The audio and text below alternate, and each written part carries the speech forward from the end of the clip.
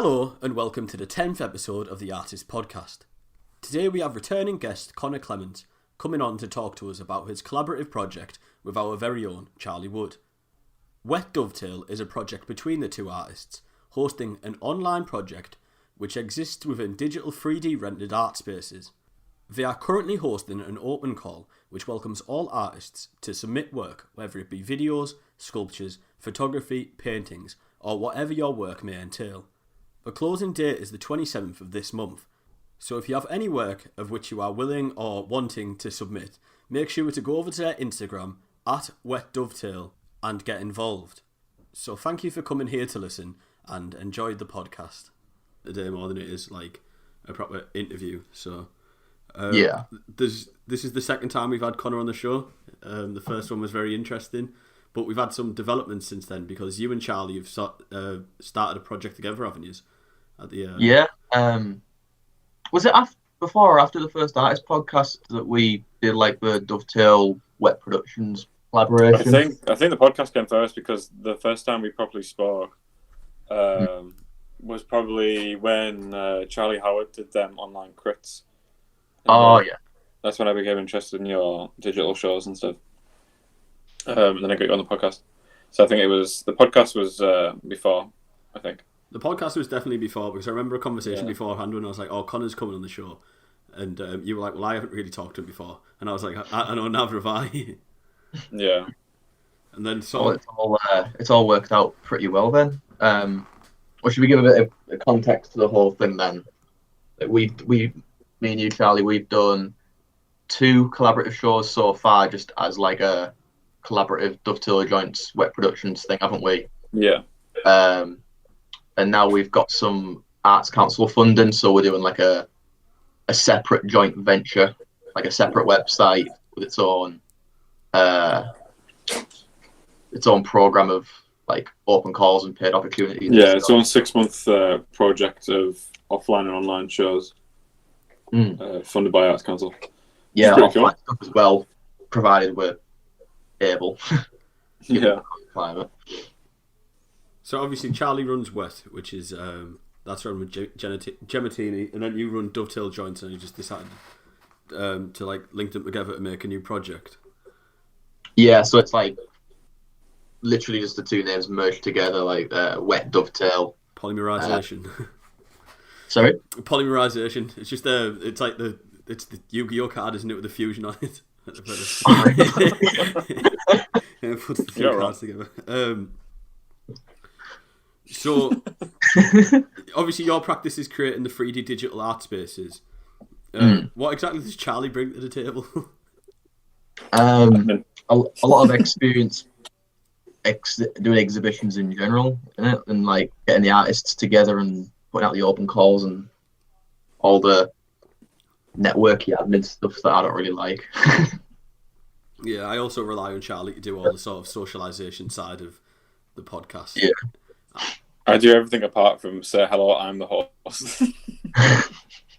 Oh, right, okay. That sounds correct.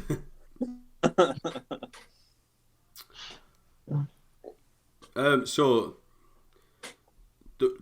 you've been doing quite a lot of shows lately, haven't you, Connor? Because obviously the last time I seen you, you were doing a digital online show. I believe you were playing something because I came to see the studios and auxiliary. Oh, and yeah. At the same time as Gordon Dalton's exhibition. Yes. Do you want to give us a rundown of what that was? Because I can't fully recall what it was. Well, coming back to Tom Tyler, you mentioned him earlier. The exhibition I was launching on that day was it was like one of the ones in the Conversation series. So it was like Tom Tyler and Theo Gowans as their collective collaborative thing, eating the internet.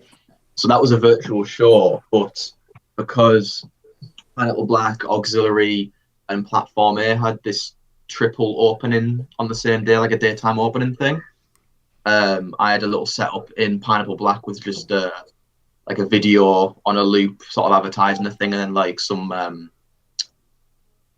little like handouts with QR codes that you could scan, and try to like integrate the virtual side of things into the real life exhibitions a bit. Yeah. Which, I mean, it was a shame really because they couldn't have the proper evening opening that they wanted to, which would have been a really good atmosphere, like to get back to that. But there was like a daytime opening, so it was still good for made a day of it. Yeah.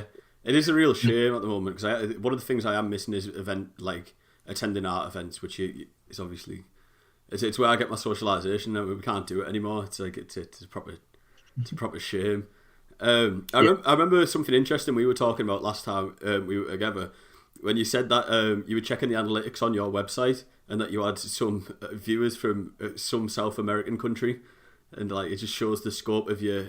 Oh yeah, well, I mean, yeah, I think there's been a few in like South America, like Argentina, and they're pretty spread out over America. But there's one hotspot in, and is it Vilnius, the capital of Lithuania? Right. Oh yeah, that was it. Sorry. The biggest audience besides England is in Lithuania. I don't understand why. Really, I don't know. Loads of people are just using VPNs that routed there by default, or I've just got this weird little following there that's emerged from nowhere. It's completely possible. There could be a big art following in Lithuania. Yeah, it was. It's nice to see it, though. It's nice to track that kind of thing and just see it on like a world map. Yeah. Can we talk a bit about the Arts Council application and the whole process of that? Because I imagine that's something that people are very interested in. Because obviously you were successful in acquiring funding, which is like amazing. Like congratulations to you both. But how did that process come around? Like when did you decide that this would be a good idea to apply? I think it was after the first show, wasn't it? I feel like it was with our Arts Council, but it was right place, right time. Especially with COVID and stuff like that, focusing on online shows. After our first show, yeah, we just decided, maybe we could make a go of it and do it as an actual like thing, and do this more professionally and actually able to put more hours into it and pay ourselves to do it type of thing, and then pay artists as well. So I think it was just right time sort of thing. Obviously, it's not great what COVID's happening, but being able to push the digital art scene is good. It's an excuse to advance that whole medium, isn't it? Yeah. In terms of the vid writing and stuff, like you took the lead on that, didn't you, Charlie? Because you had experience writing them for wet productions, like in general. Whereas I've like never even read an Arts Council bid all the way through, apart from hours after you sent me it to proofread. Yeah. So I'm looking at that a bit more it's now. It's not difficult to do one, but it's just ticking the right boxes, I think. You just got to make sure that you're hitting engagement boxes, equality boxes, and stuff like that. And not asking for way too much money type of thing. Like, don't go to Arts Council and be like, I want to pay myself a full wage on this and expect it. Do you know what I mean? Like, you can't go around and go, I want to pay myself 20 grand a year to do art.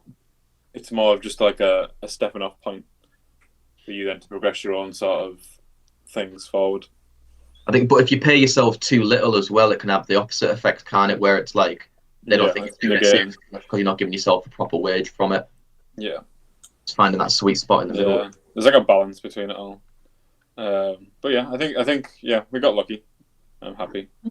What the actual? I think you just did a good job of writing the bid. Yeah, hopefully. Well, that's good.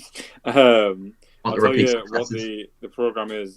So it's 6 months from last week, so it'll go until the end of June, early July, and it's a digital show that we just put the open call out for on Monday or Tuesday, which is basically a group show of artists that I just wanted to throw the hat in the ring type of thing. You know, a new project space that Connor's built, like a big warehouse type thing. But we've made it so it's pretty open plan, and you can throw walls up, you can open up the spaces, we could even have a garden, this, that, and the other type thing. Completely adaptable, yeah. Yeah. It's kind of the opposite way to how I did it before, where it was a case of I'd find the artists and then create a space to suit their work. It's more like we're advertising the space first, and then if they like an actual venue space, they submit it. So we've got that show coming up, and it'll be airing like the end of November-ish, I think. And then we've got an open call going up, I think 3 days before that show is supposed to go on the air, and that's for an offline show, hopefully in the window gallery at Pineapple Black, which we've got some money to pay an artist to do. Obviously, we'll just have to pick one artist because it's quite a small space, so hopefully we'll have to pick one that'll fill the space and it'll suit it. Plus, it'll be in prime time, especially with Christmas and stuff like that. If we do open up and we do have the space there, it'll be, it's like in the middle of the center type of thing, so it'll be seen by a lot of people. Yeah, definitely. After Christmas, we do like a solo virtual show to accompany that, won't we? So it'll be like, exactly. We'll have that window display thing, but there's also that added dimension of like that we're still using the virtual stuff, but they also get that real life exposure. Yeah. We could even add a window gallery to the front of ours that we could copy and then adapt and stuff like that. I suppose it's quite open-ended.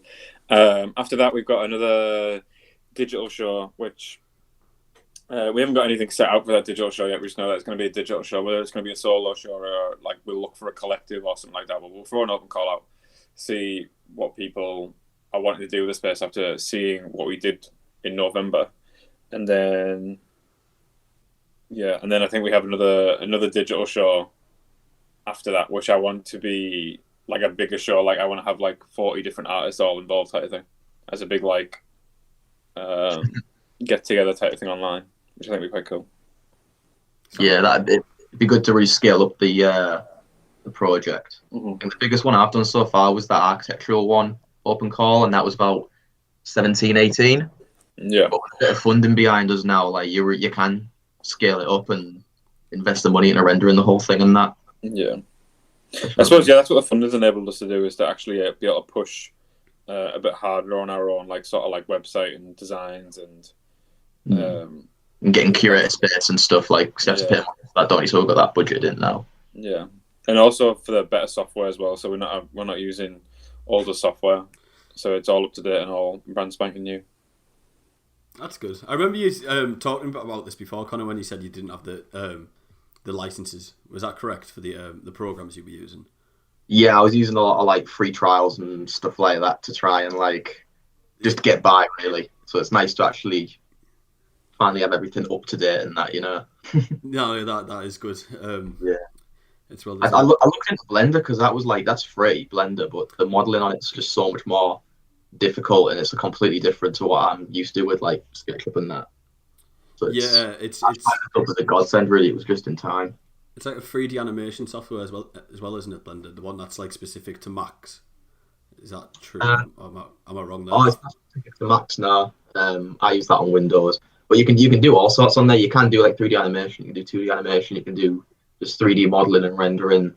The main thing I use it for is it's got like a video editor on it that's really just simple. So I just use that for all my basic like video content and stuff. All right. It's open source as well, isn't it? You can just download it for free completely. Yeah, all completely free. It's really nice. Turn it into a Blender advert. Let's see if we can get some money out of them. Yeah, I'd like a sponsorship. We need to apply for Arts Council for this, Charlie, to see if it goes anywhere. For the podcast? Yeah, it seems you can scheme them out of money. Scheme? I think it would be good if we do a podcast with the artists from the project, from WETDOVETAIL. I think it coincides quite well. Yeah, you usually get a lot of contacts from what you're doing that for people that we've already had with. Quite a lot of applicants already, type of thing.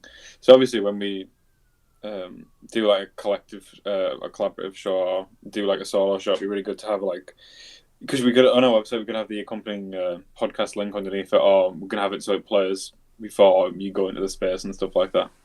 Yeah. Or even like if you did it as like the opening night and you did it as like a live broadcast Zoom call or something with the artist, like an artist talk that then you've saved and then got it archived. Yeah, that would be good. Playback. Because I think that's the big thing with it now, is making sure that the openings feel like openings, like there's a bit of an event to them. Mm-hmm. Because right now it's just like it's just gone on the website. Yeah. Around it on your own, where if it was like a big Zoom call or something with everyone in, that'd be really nice to like everyone to experience the exhibition together. Really bring that social side back. sit with a couple of cats in front of your computer and have a. You can definitely do that, or like with a live chat as well. As long as like you make it a big live event, make sure the link's posted instead of people just trickling in whenever they want and like viewing it on different days to make it into a sort of event. People can get into that, can't they? Like, yeah.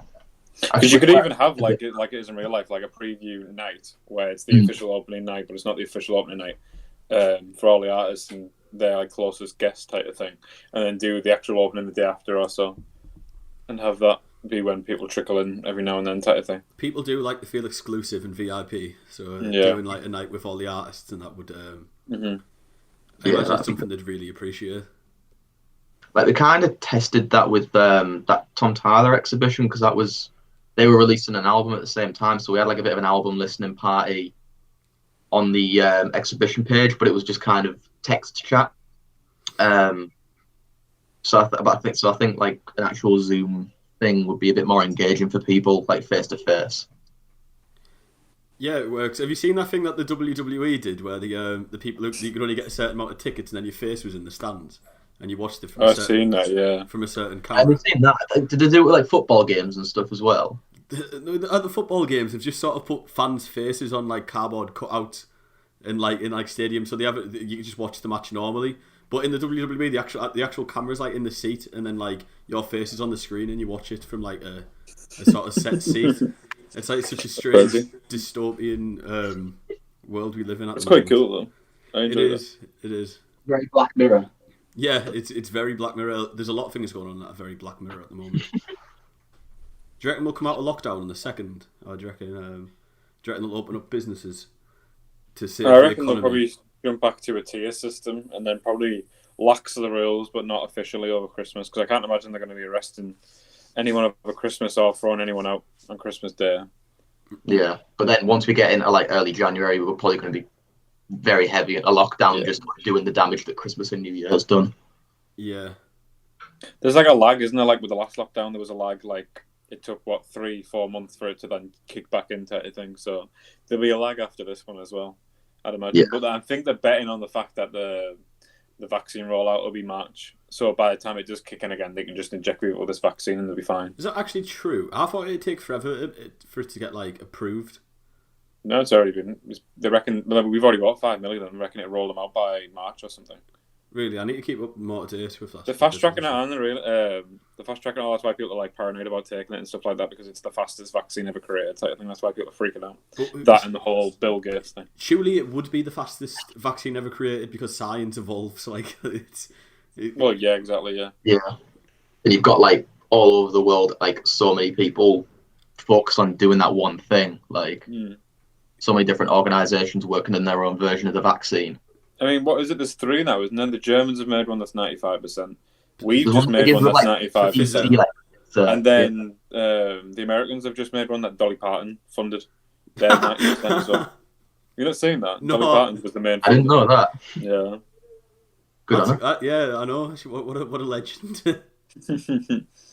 So Dolly Parton wants to inject you with microchips and track where you are. Exactly. The whole Bill Gates thing. I'll never understand the Bill Gates thing. I feel like it was completely just sort of like a mistranslation of something that he said like 3 years ago, and then everyone's gone crazy over it. I don't know. He was basically, wasn't it like TED Talks and stuff where he was like basically warning people like, yeah, it was like 2 years ago saying that it's going to be preparing, and everyone was like, oh, he knew it was going to happen, like he's behind it. Yeah. No, I don't think Bill Gates cares that much, to be fair. I don't think he's trying to microchip people, and I don't think there's a new world. I don't know what he gained from microchip. To be fair, they made a microchip where I can open like a car door or turn my TV on with my wrist and stuff. I definitely have one in my arm already. Oh, well, yes, I'm ready. I'm ready to be plugged in. As soon as the chances come for like bio. Yeah, exactly. Like bio enhancements. I'm like, I'm straight into it, mate. Yeah, I can't wait for it. No, I was talking to my manager Will like a couple of months ago about how we both like targeted ads. Where it's like when Facebook will recommend, oh, you might like this like jumper, and I'm like, I do like that jumper. That's it. I hate the targeted ads that come up after you've spoke about something. I don't mind if I've been searching it in the cookies and stuff like that. It's the one when, like, even today, me and Greg were talking about how terrible them. Do you remember the paper thin TVs where that roll out of the beds and then roll back in the bed? Yeah. Have you seen them? Yeah. How terrible they are. And then today, when we got back in from getting coffee, looked at my phone. The first ad on Instagram was a rolling TV. I've never looked at one before in my life. I don't mind. I'm not really too fussed about my privacy. I'm not saying anything dodgy. So like, yeah, I know what you mean. It's just a bit. I think it's like a bit like of a realization to. It's not as if there's actually someone sat there listening to the microphone. It's just like fed into a computer that recognizes a certain word and spits it out. Like, it's an automated process, isn't it? I don't know. Obviously, it does show you the little amount of privacy that we have, but I think I'm just too lackadaisical about the whole concept to care as much as I should. Which I don't. Yeah, if people really cared about targeted adverts and stuff like that, they wouldn't be carrying around a smartphone. You know what I mean? Because their provider knows where they are at constantly. They save every message they go through and stuff like that. So having a phone just sort of defeats the object of being against privacy and stuff like that. If anything, it's worse with a phone because, like, any app that you download, like any random company can access that data once you've like given it access. So it's not as if it's just Google or just Microsoft. It's literally any random company that makes. That's why I didn't understand about the thing about TikTok, where they were saying they were going to ban TikTok from everywhere, but Facebook's way worse than downloading your data. Facebook had to put a thing out saying that we've been going through your photos and stuff like that a few months ago, and they had to explain themselves like that in the Senate, in the US. But I don't know. Oh, was that the one where like Mark Zuckerberg was up on stage, like getting proper grilled? Yeah, I love him. Well, they were on like a few months ago before lockdown, and obviously everyone that's in the Senate's like over 65 type of thing because they've been in politics for 30 odd years, and then they've got like the big CEOs of all the tech companies, and then you've got like some old guy being like, "Oh, how do I log into my Facebook? Oh, Facebook keeps deleting my posts. Can you explain to me why?" And why can't I see my friends' photos on my timeline anymore? And it's like, you're supposed to be there pressing him on privacy issues and you're just asking him how to log in. Like, you're just troubleshooting. That's stupid. Yeah, literally. I don't know. But we should definitely apply for some Arts Council funding for this, because I feel like with the podcast that it would make sense to have some. I mean, I'm not really bothered about having funding. It's more just a case of being able to pay you to actually go out of your way to like find sponsors and stuff like that and different artists, because obviously you can pay people that you could bring on as well, can't you? Exactly, It would be very nice to pay people. I wouldn't be bothered about making any sort of money from it, but I would like to be able to give back to the people who give us their time. Yeah, exactly. It's just because I don't think people realise how much effort goes into like doing these sort of things. I know we were just sat here talking shit about Facebook and stuff like that, but it's a lot to message someone who you don't really know and then try and arrange a time with them, and then their internet doesn't work or your internet doesn't work, and then it's just sort of like the awkwardness of it. It would be nice to get some sort of what's the word? Something that makes you more, I suppose, is it vindicated? Is that the right word? Have you listened to Jared's podcast? Yes, his Soundscape experimental podcast. Yeah, I put it on. How is it? I told him I'd listen to it directly. I literally messaged him saying I'd listen to it, and then I didn't listen to it. It's more of an art piece than a podcast, to be fair. It's I think it's an interview. If it's the one I've listened to, it's an interview that he'd done, or he'd interviewed someone else, and then it's been auto text or text generated, or whatever it's called. What's the word? Automated voice type thing. All right. So of a back and forth, like text-to-speech software. Yeah. Of him talking back, obviously because it was just a text interview, so he's made it into an actual podcast. Whereas if he's being interviewed, or that I can't remember if he's interviewing or he's being interviewed. So he's made it more like an actual like spoken podcast where they've got two different voices and he's cut them up type of thing, so it looks like he's asking and answering questions with like some ambient music in the background. Yeah, which I think it'd be really good for him, because it's a bit different and it works well with his internet art themed book, his publication. He's just started the Invert Extant company, hasn't he? The publishing house. I need to get more involved and read some of the books that it's publishing, because I just haven't followed the transmissions. Have you read mine yet? I haven't read yours yet. No. Was that the RuneScape? Did you even attend our virtual show? I kind of didn't. What's the point? I don't know, mate. I apologise very deeply. Did you even know what the work was about? No. Venezuelan RuneScape players, and it was actually, yeah. Yeah. I pay attention to you sometimes, man. Thank you.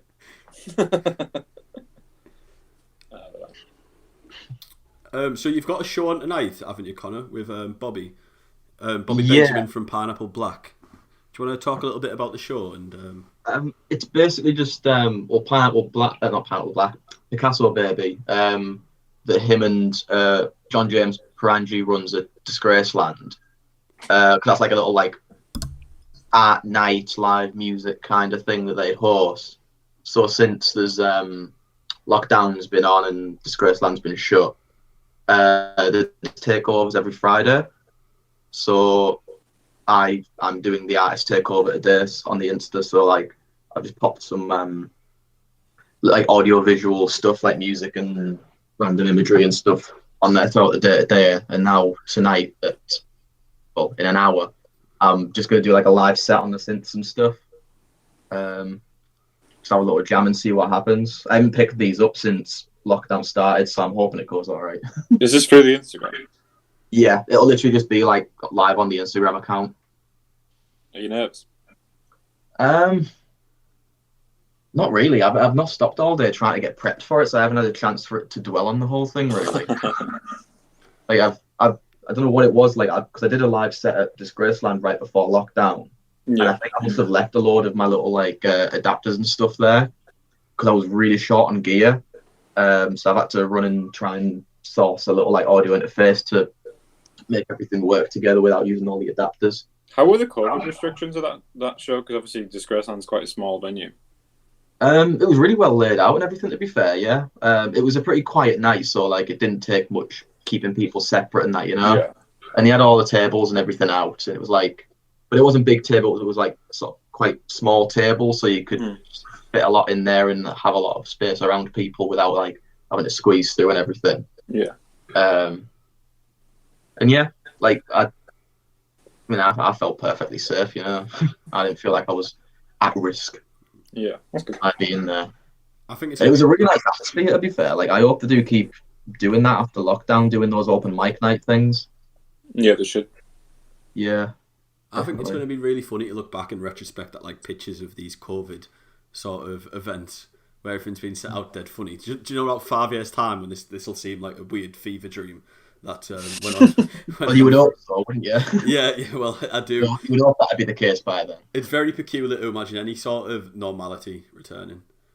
It's just went on for that long now, and there's no sort of end in sight, other than obviously the vaccine, which is a hope that like it'll just be. I just think it's going to be dead weird to look back onto, like pictures of all these. I remember at the start of the pandemic, my favourite thing in the entire world that I found hilarious was when they were doing interviews on TVs and they had big long sticks with the microphones on the end, and they'd say, still do that now. Did it? It looks so funny. Or when they interviewed people through windows. They still do art now. Do they? Yeah. Apart from in America where they don't really care. No, it seems that they have bigger problems over there. What, with the president and stuff? Yeah. Yeah, bit of a funny one, that one. Yeah, I wouldn't want to be over there right now. No, I don't know where I sit on the whole presidential election, because obviously they've got Donald Trump out, which is a good thing, but I don't know if Joe Biden's any better. Not really, no. But, you know, it's the lesser of two evils, so... Yeah, it's the small victories. Connor, you've given us half an hour of your time. Frankly, well. I know, Quick. it has gone quick. It's been a pleasure. It's always a pleasure to have you on the show. Is there anything you have left to talk about? Any sort of upcoming projects to pitch? People should apply for the open call. Oh yeah, well, apply for the open call. Follow WETDOVETAIL on Insta and everything. Check out the website. Check out the venue. Sorry? Check out the venue that we've made. Yeah. The digital venue space. What's your... So the deadline, that's like the 29th, I think, isn't it? For the open call. Till the 29th, yeah. Or the 27th. Yeah. I can't remember. One of them. I think it's at the 29th on the curator space. 29th then. So yeah, anyone listening, well, depends how long you take to edit this. You might have maybe like a week left. I'll try to get it up in the next 2 days. So it's the 20th today. I'll try to get it up on the 22nd. And if it's that's 1 week to go then. that'll leave 7 days for people to apply for the open call. If anyone's made it to the end of this podcast. Yeah, maybe we should have announced that at the start of the podcast because we definitely lost all our listeners by now. Do you know what? I'll cut this part up. I'll do an intro and I'll write. I'll talk about it in the intro. I'll do it. Cool. I'll do that for you. Thank you. No, it's absolutely no bother. Thank you very much, Connor. It's been an absolute pleasure. I'm sure we'll have you back on in the future for a third one. Hopefully next time we can do it in real life because they're much better. It'd be nice to come back on and look back on the program with Charlie after we've done it. Well, hopefully the next one will be in January when we're all together for the Pineapple Black Window Gallery show. Yeah, true. We could do like a in-person. We could even interview in the window. That'd be crazy. Exactly. We can exploit our friends with our galleries for space. Yeah, exactly.